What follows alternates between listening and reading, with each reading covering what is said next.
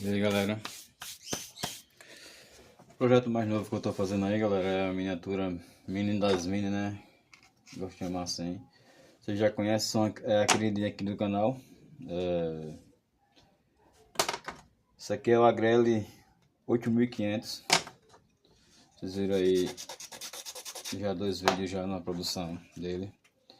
Então é uns vídeos que vai ser curto, pequeno. Tô só finalizando algumas partes dela, falta pouquinha coisa para começar a montar, e vai ser uma montagem bem rápida. Como vocês viram no início do vídeo, ela vai ser mais de 50% de fibra, algumas partes de cano PVC, como vocês estão vendo aí, né? Tirei molde de teto, tirei o molde também do fundo. Esse aqui é o fundo dela aqui, cano PVC. Então são esses moldes aqui, ó, que vocês vão tá vendo aí, réplica da mini aí, miniatura. Esse aqui é o fundo. Então é isso aí, galera, viu?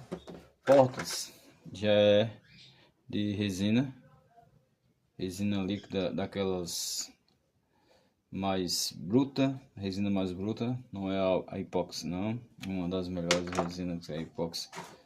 Não tem como trabalhar com ela, que o custo ainda é um pouco mais alto do que essa aqui é mais em conta e mais acessível para a pessoa.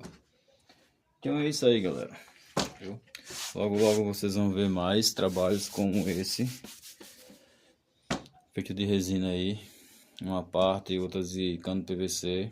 É uma nova técnica aí que eu estou aderindo, e como essa é a primeira, vamos ver se vai dar certo e se passa no teste, né? Ok? É isso aí, galera, até o próximo encontro.